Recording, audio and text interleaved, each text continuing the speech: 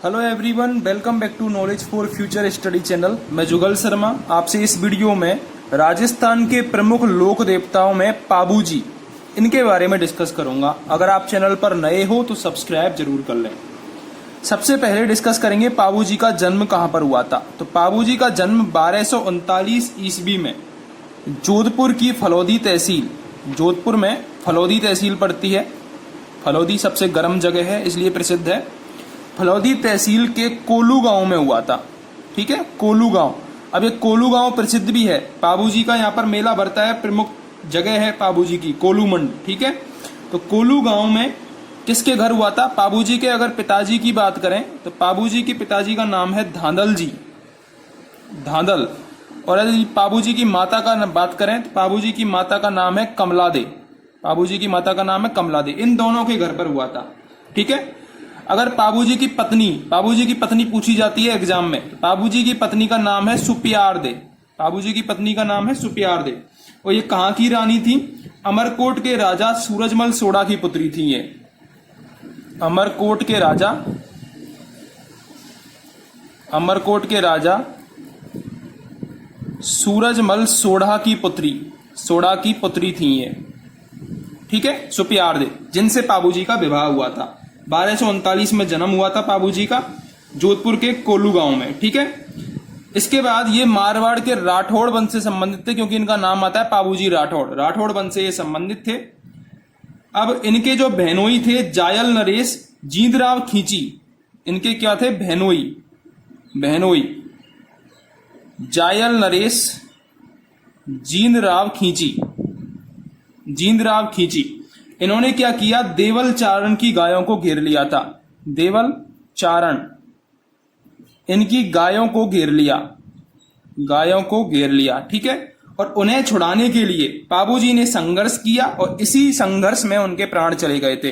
पाबूजी के बहनोई थे जायल नरेश जींदराव खींची, उनके साथ गायों को छुड़ाने के लिए संघर्ष करते हुए पाबूजी की मृत्यु हो जाती है। ठीक है, इसलिए पाबूजी को गौरक्षक देवता के रूप में पूजा जाता है, क्योंकि गायों को बचाते हुए मृत्यु हुई थी, इसलिए गौरक्षक देवता के रूप में पूजा जाता है पाबूजी को। ठीक है, इसके अलावा नारी सम्मान, शरणागत वत्सलता, वीरत्व में भी पाबूजी प्रसिद्ध थे।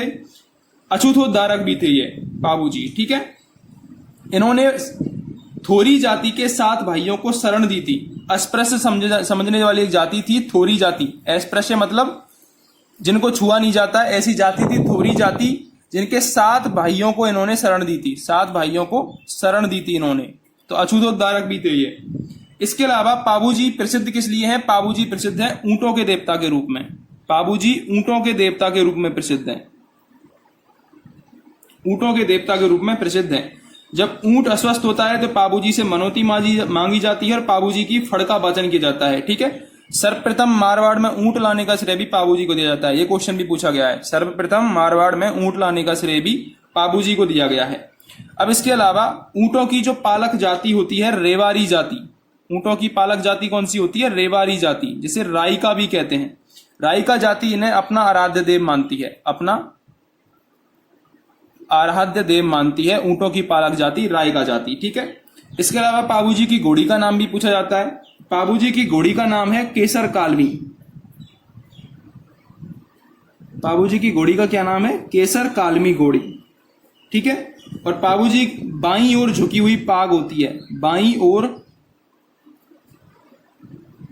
झुकी पाग होती है पाबूजी की। ठीक है, ये आपको याद रखना है। इनकी घोड़ी का नाम क्या है? केसर कालमी। बाईं ओर झुकी हुई पाग होती है पाबूजी की, वो भी आपको याद रखना है। और जब ऊंट अस्वस्थ हो जाता है तो पाबूजी की फड़ का वाचन किया जाता है भोपा भोपियों के द्वारा।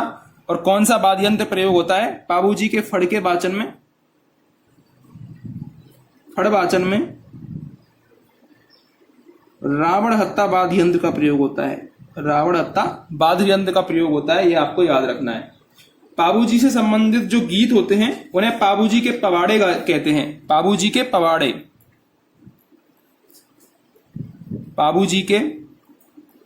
ये किस वाद्य यंत्र के साथ गाए जाते हैं? माठ वाद्य के साथ नायक और रेवारी जाति इसको गाती है, पाबूजी के पवाड़ों को।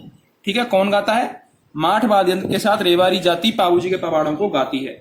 अब पाबूजी के प्रमुख उपासना स्थल की बात करें तो मैंने आपको बताया था कोलूमंड, जहां पर इनका जन्म हुआ था। कोलू फलौदी में इनका प्रमुख स्थान है, कोलू में प्रमुख स्थान है। इसके अलावा उदयपुर में भी है, उदयपुर में आहड़ में भी है इनका प्रमुख स्थान, जहां पर मेला भरता है। ठीक है। इसके अलावा मैंने बताया था ऊंटों के देवता इनको माना जाता है, और एक लक्ष्मण जी का अवतार भी इनको माना जाता है। पाबूजी को लक्ष्मण जी का अवतार माना जाता है। ये क्वेश्चन कई बार पूछा गया है कि लक्ष्मण जी का अवतार किसे माना जाता है? पाबूजी को। इनकी जो प्रतीक होता है वो मैंने बताया था बाईं ओर झुकी हुई पाग, और इसके अलावा भाला लिए अश्वारोही, भाला लिए अश्वारोही इनका प्रतीक चिन्ह होता है, भाला लिए अश्वारोही। जो पाबूजी हैं इन्होंने थोरी जाति को, अछूत जाति को सम्मान दिया, इसलिए पाबूजी इनके यश को गाते हैं, जिसे पाबू धनी की याचना कहते हैं। जो थोरी जाति इनके यश को गाती है, थोरी जाति, उसका नाम क्या है? पाबूजी धनी की याचना। इस नाम से पाबूजी के यश को गाया जाता है। ठीक है।